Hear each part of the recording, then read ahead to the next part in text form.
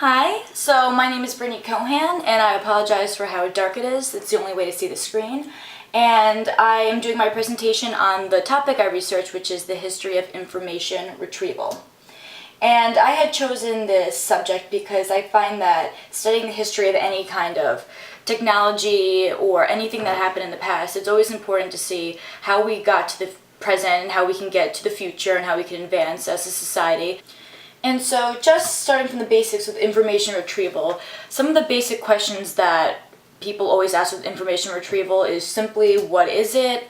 Why do we need to know it? And why is understanding the history of information retrieval useful? So information retrieval is a field concerned with the structure, analysis, organization, storage, and retrieving of just in searching of information. In today's age, we're constantly searching, asking questions, expanding our knowledge, and that's why retrieving information so that we could almost absorb it and expand on our studies. And why studying the history of information retrieval is important is, like I was saying before, is that you need to study the history of how you got somewhere in order to truly expand. Someone's trying to find something, like putting in a user search query, trying to find information, they're going to want that one answer from this entire thing. So what's important about retrieving this from all this information is basically learning how to just find the correct, implementing the correct algorithms, using the correct approaches in order to find the best way possible to find the most relevant document to your question. So a lot of people say that information retrieval, it started because the term was coined around the 1950s, so technically, okay, that's when information retrieval began. But that's not the case.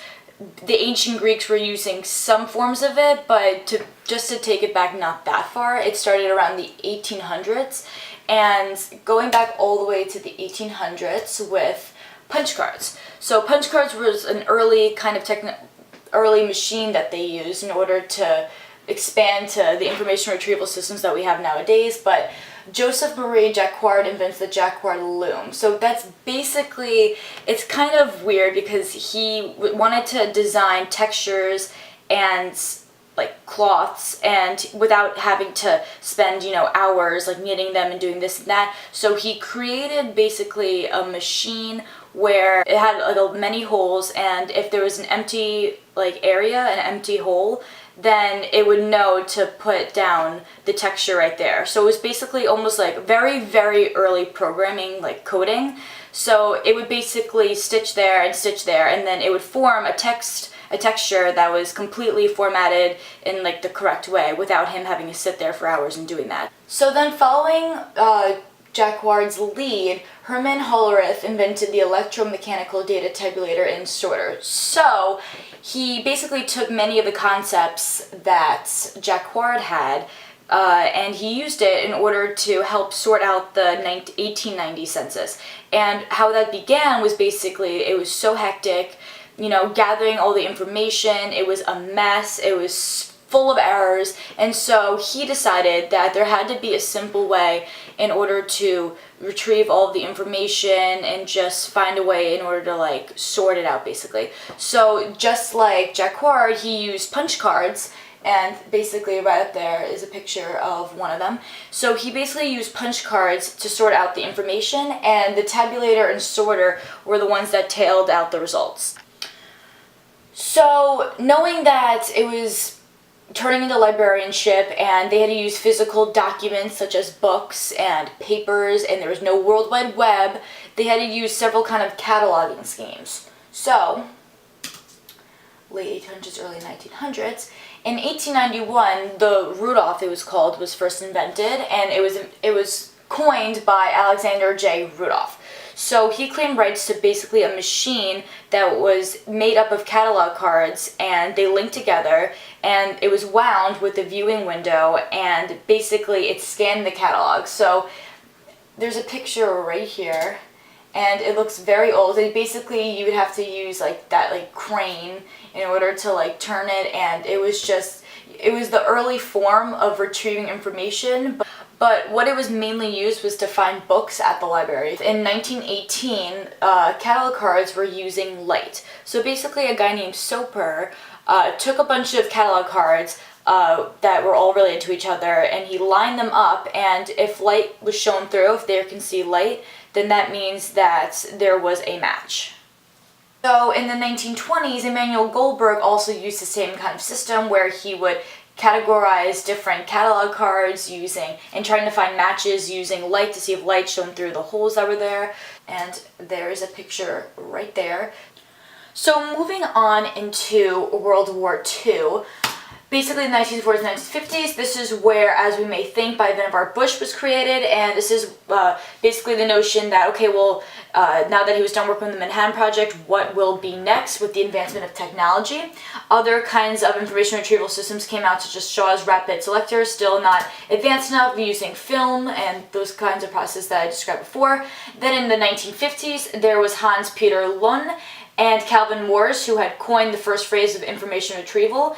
And what was very important about Hans Peter Lund is that he played a humongous role in the entire information retrieval study. So continuing into the 1950s with rank retrieval, Hans Peter Lund, who was the creator of term frequency, he had developed this idea along with Melvin Earl Morone, who later developed it also, this experiment where they would take a collection of documents, and for each document they would give it a score, and that indicated its relevance to the query. So the top ranked were the ones that were returned, and they also assigned different kind of keywords and then weighed them by seeing the importance that they had. So Hans Peter Lund played a huge role in information retrieval, and he coined the phrase term frequency by stating that he had seen, based off his studies and based off evidence, he saw that the frequency of word occurrence is a useful measure of word significance. So that is basically describing how we would use term frequency and what it would mean. And there he is. Alright, so moving on, there were a few systems that played huge roles during this time. There was the SMART system, and it stood for System for the Mechanical Analysis and Retrieval of Text, and this is just the very early form. It was first created in Cornell, and it basically helped shape many of the ideas of information retrieval. So many of our core concepts were created during the SMART system time. So basically just definitions of vectors and TF-IDF weights was used, and relevance feedback. So all these concepts were created during the SMART system time. And then Medlin, it stands for Medical Literature Analysis and Retrieval System, and this was just another a bibliographic database that basically was one of the first kind of databases that worked well with information retrieval. So approaching the 1960s, I just wanted to say that before all those different ages, from the 40s and the 50s, they were kind of known as the childhood area of information retrieval. Now we're entering the school year. So the 1960s is when things started cooking. So this is when algorithms were being created and they were progressing. And in 1968, Gerard Sultan created the vector model, and this is when it was stated that vectors and finding the cosine between the angles and the cosine coefficient can help measure the similarity between a document and a query vector, which was huge, and a lot of people copied his idea or just expanded on it, like John W. Sayman. So there was also that, and relevance feedback was also starting to become a huge thing in the 1960s. It was helping to find, today it helps find related articles, and clustering was in the works in the 1960s of becoming a thing. So this is when documents were grouped together based on similarities, and stemming and very low scale stemming, and all those things were just starting to be created. And as you can see right here, this is the vector model. So this is just would be the vectors, the cosine, and this is what he had created, and he expands on this. So moving on to the 1970s with Karen Spark Jones. So I mentioned before that Hans had created term frequency. Well, expanding on his idea, she thought that the frequency of occurrences of a word in a document collection was inversely proportion to its significance in retrieval. So she played a huge role, especially when you tie it into TF-IDF. She played a huge role in that. And then Sultan, once again, vector space model. In the 1970s, he's expanding it, finding out new ways. And Theodore Nelson, this is when hypertext in the 1970s this became a thing, just linked content, and which really helped increase information retrieval. And then Nicholas Jardin and Cornelius also developed clustering, so this is also the very, very early works of clustering. So these are just some of the concepts that were being created during the 1970s. And this is just the concept of hypertext and how we still use it today. We are now in 1975 to 1979, and the 70s were basically known as the adulthood, so no more schooling era or childhood era. So this was basically the time where Sultan, of course, was coming up with his main ideas, which is theory of indexing, theory of term importance, and a vector space model for automatic indexing. So he's once again expanding on these thoughts, these practices. They're becoming more advanced. And then in 1979, there was the CITE system, which used query input, ranked output, and relevance feedback, and these three are huge because they are so important to our information retrieval system now. And basically what the CITE system was, it was basically a natural language user interface, and it was used for Medline, which is the system that I had talked about before, and the system supported all three of these things, so that's what made it huge.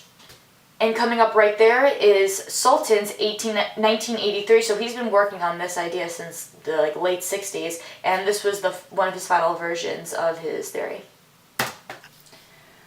Alright, so coming right up is 1980s into the 1990s, which is a very important time. And between the early 80s, not much was going on. Sultan and Bill Marone were back at it again, creating new ideas, inventing, making progress, but nothing seemed that unique until in 1989, and there was the World Wide Web.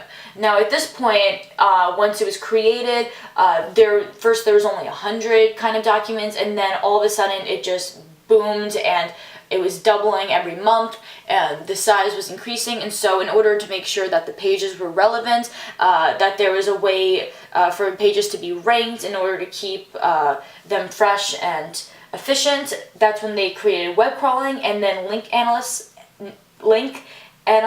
That was also helped for PageRank, and other things like anchor text were created.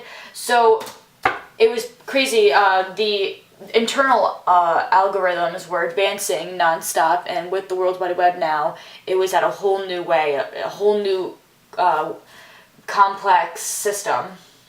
Along with the Trek conference in the 90s, what was an issue back a few years ago was that they were saying how all these kind of algorithms and collecting of documents and ranking, they were all being performed on smaller collections of documents and not realistic ones, like ones that medical centers use to have information retrieval be tested on a bigger document size, which is what the 1990s was all about. Taking large, realistic collections for evaluation instead of just the small test ones in the 1980s. So this is when they're really putting it to use. Then web search engines started to be created using query logs, click patterns, stemming, and spell corrections. Now, these are all things that we've learned in class and are very important. Now that we have web search engines, these are the current concepts that we are learning, that we are using, that are happening right now. And these are just some of the web search engines.